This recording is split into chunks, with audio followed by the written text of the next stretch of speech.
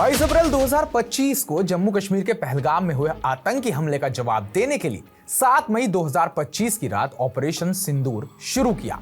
यह सैन्य कार्रवाई इतनी सटीक और प्रभावी थी कि पाकिस्तान में हड़कंप मच गया। आइए आसान और रोचक तरीके में जानते हैं कि यह हमला कैसे हुआ, किन हथियारों का इस्तेमाल किया गया, राफेल ने कहां-कहां हमले किए, मिसाइलें कहां गिरी और सेना ने क्या रणनीति अपनाई। नमस्कार, मैं उत्कर्ष प्रताप सिंह और आप देख रहे हैं TV9 भारतवर्ष। सबसे पहले बात करते हैं कि हमले की शुरुआत कैसे हुई। पहलगाम हमले के बाद भारत ने साफ कर दिया था कि आतंकियों को बख्शा नहीं जाएगा। भारतीय खुफिया एजेंसियों ने पाकिस्तान और पाकिस्तान अधिकृत कश्मीर यानी कि POK में आतंकी ठिकानों की सटीक जानकारी जुटाई। इन ठिकानों में आतंकी प्रशिक्षण शिविर, हथियारों के गोदाम और जैश-ए-मोहम्मद के बड़े अड्डे शामिल थे। 7 मई की रात करीब 1 बजे भारत ने अपने सबसे घातक हथियारों के साथ हमला बोल दिया। इस ऑपरेशन को ऑपरेशन सिंदूर नाम दिया गया, जो पहलगाम में शहीद हुए लोगों के खून से प्रेरित था। भारत की रणनीति थी कि हमले सटीक हों, आतंकी ठिकाने को ही निशाना बनाया जाए और किसी भी तरह से पाकिस्तानी सेना या नागरिकों को नुकसान ना पहुंचे। इसके लिए भारतीय वायुसेना, सेना और नौसेना ने मिलकर एक संयुक्त अभियान चलाया। सबसे खास बात यह थी कि यह हमला पूरी तरह भारतीय सीमा से ही किया गया, यानी भारतीय सेना या विमान पाकिस्तानी हवाई क्षेत्र में घुसे बिना ही आतंकी ठिकानों को तबाह करने में कामयाब रहे। अब बात करते हैं जो सबसे इंपॉर्टेंट है, आखिर इस हमले में किन किन हथियारों ने तबाही मचाई। ऑपरेशन सिंदूर में भारत ने अपने सबसे आधुनिक और घातक हथियारों का इस्तेमाल किया, जिसमें शामिल थे राफेल फाइटर जेट। भारत के लड़ाकू विमान इस ऑपरेशन के हीरो रहे। राफेल की खासियत यह है कि 50,000 फीट की ऊंचाई तक उड़ सकता है और 3700 किलोमीटर की रेंज के साथ लंबी दूरी तक हमला कर सकता है। इसकी गति 2202 किलोमीटर प्रति घंटा है, जो पाकिस्तान के JF-17 और J-10 जैसे विमानों से कहीं ज्यादा है। राफेल ने अपनी स्टैंड ऑफ क्षमता, यानी बिना दुश्मन के क्षेत्र में घुसे हमला करने की खूबी का इस्तेमाल कर आतंकी ठिकानों को बर्बाद किया। इसके बाद आती है स्कैल्प क्रूज मिसाइल। यह मिसाइल राफेल से दागी गई और इसकी रेंज 300 से 500 किलोमीटर है। स्कैल्प इतनी सटीक है कि यह रडार से बचते हुए ठीक उसी जगह हमला करती है जहां इसे भेजा जाता है। इसने आतंकी ठिकानों को पिन पॉइंट सटीकता के साथ नष्ट किया।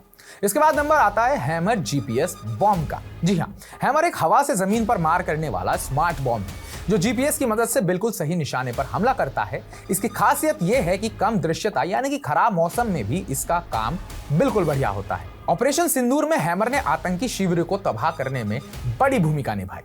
इसके बाद नंबर आता है आत्मघाती ड्रोन यानी कि लॉइटरिंग म्यूनिशंस का। भारत ने पहली बार मेड इन इंडिया आत्मघाती ड्रोनों का इस्तेमाल किया। ये ड्रोन पहले टारगेट को स्कैन करते हैं और फिर खुद को विस्फोटक बनाकर ठिकाने को उड़ा देते हैं। इन ड्रोनों ने पाकिस्तानी रडार को चकमा देकर आतंकी संगठनों को नेस्तानाबूद किया। इसके बाद नंबर आता है ब्रह्मोस सुपरसोनिक क्रूज मिसाइल। इस मिसाइल की गति 3.5 मैक यानी ध्वनि से 3.5 गुना तेज यानी कि आवाज से भी तेज है और रेंज 400 से 600 किलोमीटर है। ऑपरेशन में ब्रह्मोस ने कुछ बड़े आतंकी ढांचों को पूरी तरह तबाह कर दिया। इसके बाद नंबर आता है अन्य गोला बारूद का, जिसमें भारत ने स्पाइस 2000, पोपोय और सुदर्शन बमों का इस्तेमाल किया, जो सटीक निशाना लगाने में माहिर है। अब बड़ा सवाल उठता है कि राफेल ने कहां-कहां हमले किए और मिसाइलें कहां-कहां पर गिराई। ऑपरेशन सिंदूर में भारत ने पाकिस्तान और POK में कुल 9 आतंकी ठिकानों को नष्ट किया। ये ठिकाने थे बहावलपुर, जो सबसे बड़ा अड्डा था पाकिस्तान में। जैश-ए-मोहम्मद का बड़ा अड्डा यहाँ था। राफेल से दागी गई स्कैल्प और हैमर मिसाइलों ने इस ठिकाने को पूरी तरह तबाह कर दिया। स्थानीय लोगों ने बताया कि रात 1 बजे के आसपास जोरदार धमाके सुने गए। इसके बाद नंबर आता है मुरीद के। यह भी पाकिस्तान स्थित है। लश्कर-ए-तैयबा का एक प्रमुख ठिकाना यहाँ पर भी था। हफीज सईद से जुड़ा यह अड्डा मिसाइल हमलों में ध्वस्त हो गया। इसके बाद नंबर आया मुजफ्फराबाद का, जो पाकिस्तान ऑक्यूपाइड कश्मीर में है। POK की राजधानी में आतंकी प्रशिक्षण शिविर और हथियार डिपो निशाना बनाए गए। हमले के बाद यहां बिजली गुल हो गई और इलाके में दहशत फैल गई। इसके अलावा बाकी 6 ठिकानों में जैश और लश्कर के हथियार गोदाम, मदरसे जो आतंकी प्रशिक्षण के लिए इस्तेमाल होते थे, और कमांड सेंटर शामिल थे। ये ठिकाने POK के कोटली, रावलकोट और पाकिस्तान के खैबर पख्तूनख्वा इलाकों में थे। राफेल विमानों ने भारतीय सीमा के अंदर से ही उड़ान भरी। इन विमानों ने अपनी स्टैंड ऑफ क्षमता का इस्तेमाल कर बिना पाकिस्तानी हवाई क्षेत्र में घुसे मिसाइलें दागी, यानी कि सीमा के इस पार से उस पार तबाही। मिसाइलें और ड्रोन सीधे आतंकी ठिकानों पर गिरी, जिससे कई आतंकियों की मारे जाने की खबर है। ऑपरेशन सिंदूर की सबसे खास बात यह थी कि भारतीय सेना ने पाकिस्तानी सीमा में प्रवेश नहीं किया। ये पूरी कार्रवाई हवा से और मिसाइलों के जरिए की गई।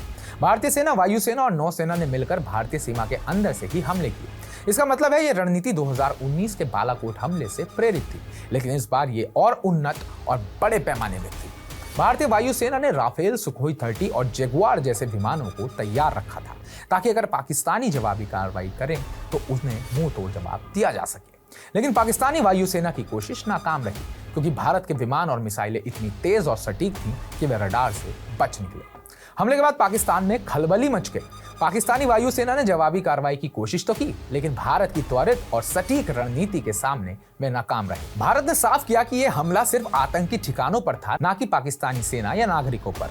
रक्षा मंत्रालय ने कहा, हमारी कार्रवाई नपी तुली और गैर उकसाने वाली थी। हमने सिर्फ उन आतंकियों को निशाना बनाया जो पहलगाम हमले के लिए जिम्मेदार थे। अब यह भी बात कर लेते हैं कि ऑपरेशन सिंदूर आखिर इतना खास क्यों है। सबसे पहली वजह है सटीकता। भारत ने ऐसी तकनीक का इस्तेमाल किया जिसने सिर्फ आतंकी ठिकानों को निशाना बनाया, बिना किसी अतिरिक्त नुकसान के। आधुनिक हथियार यानी कि राफेल, स्कैल्पर, हैमर और आत्मघाती ड्रोनों ने भारत की सैन्य ताकत को दुनिया के सामने विश्व पटल पर रखा। इसके बाद नंबर आता है रणनीति का। बिना दुश्मन की सीमा में घुसे इतना बड़ा हमला करना भारत की तकनीक और सामरिक श्रेष्ठता का सबूत है। भारत ने दुनिया को यह बता दिया कि वो आतंकवाद के खिलाफ जीरो टॉलरेंस नीति अपनाता है। ऑपरेशन सिंदूर भारत की सैन्य क्षमता और आतंकवाद के खिलाफ उसकी दृढ़ता का प्रतीक है। राफेल की गर्जना, स्कैल्प और हैमर की सटीकता और आत्मघाती ड्रोनों की चपलता ने पाकिस्तान में आतंकी ठिकानों को राख में मिला दिया। यह ऑपरेशन न सिर्फ पहलगाम के शहीदों को श्रद्धांजलि था, बल्कि एक चेतावनी भी थी कि भारत अपनी सुरक्षा से कोई समझौता नहीं करेगा। तो इस पूरी वीडियो को लेकर आपके क्या विचार हैं, आपकी क्या राय है, कमेंट बॉक्स में कमेंट करके हमें जरूर बताइएगा और पाकिस्तान को इन कमेंट से अपना जवाब दीजिएगा। बाकी ताजा अपडेट्स के साथ बने रहने के लिए TV9 भारतवर्ष को सब्सक्राइब कीजिएगा।